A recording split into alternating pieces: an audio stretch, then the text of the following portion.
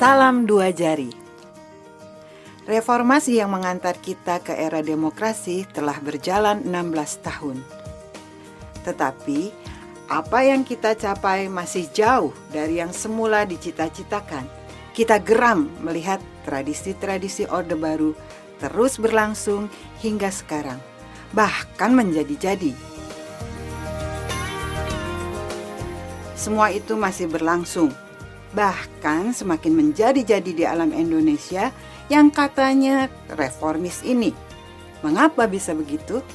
Persoalannya, reformasi yang kita jalani sejak 1998 baru sebatas perombakan institusi. Kita telah mengamandemen Undang-Undang Dasar 45, membentuk sejumlah komisi independen termasuk KPK, mewujudkan otonomi daerah, memperbaiki berbagai undang-undang, serta melaksanakan pemilihan umum secara berkala. Reformasi yang sebatas menyentuh faktor kelembagaan tidak cukup untuk mengantar kita ke arah cita-cita reformasi dan cita-cita proklamasi 45. Hanya membangun Indonesia secara fisik, membangun gedung tinggi, jembatan, jalan tol, dan sebagainya tidak akan bisa membawa masyarakat Indonesia menuju kemerdekaan yang sejati dalam keadilan dan kemakmuran. Karena itu, kita harus melakukan koreksi segera. Kita harus melengkapi proses reformasi yang sudah berjalan dengan revolusi mental. Dengan revolusi mental, kita kikis habis mentalitas warisan Orde Baru. Kita berantas korupsi, bukan sekedar menangkapi orang-orang yang korup. Kita mengembangkan sistem dan budaya tidak korup. Kita harus bangun toleransi dan harmoni. Kita hilangkan sifat rakus. Kita kembangkan budaya dialog dalam memecahkan masalah.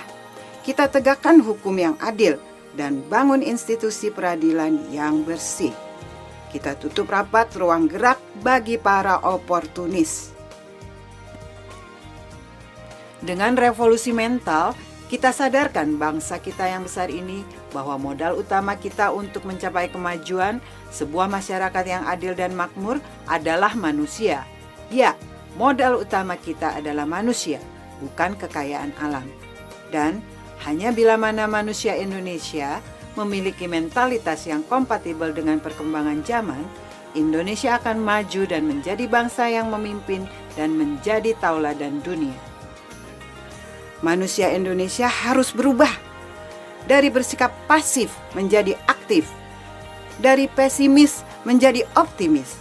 Daripada sekedar mengeluh, lebih baik fokus pada solusi.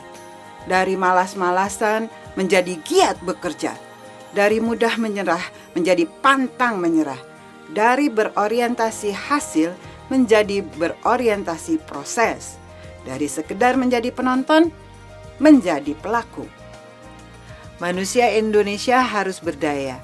Untuk itu dibutuhkan mentalitas baru dan kita harus menggelorakan revolusi mental. Jokowi telah memulai revolusi mental ini dari dirinya sendiri. Ia menjadi panutan. Sejak menjabat wali kota Solo dan kemudian gubernur Jakarta, Jokowi menunjukkan sikap seorang pemimpin yang selalu optimis dan mampu menularkan harapan. Ia adalah pemimpin yang mendengar masyarakat, menawarkan solusi, dan memberi bukti bahwa apa yang semula sekedar impian, harapan, keinginan bisa terwujud dengan cepat. Jokowi memberi teladan melalui perilakunya yang sederhana, menghormati sesama manusia, mengedepankan dialog, merakyat, transparan, dan apa adanya. Kini, giliran kita untuk juga melaksanakan revolusi mental dalam diri masing-masing. Kita mulai dari lingkungan terkecil, dari keluarga, lingkungan tetangga, dan lingkungan tempat bekerja menuju ke lingkungan kota dan negara. Kita harus menjadi manusia yang aktif, menjadi orang yang optimis, giat bekerja, tak mudah putus asa, bersedia menjalani proses demi keberhasilan yang hakiki, menjadi pelaku. Revolusi mental bukan hal yang mustahil.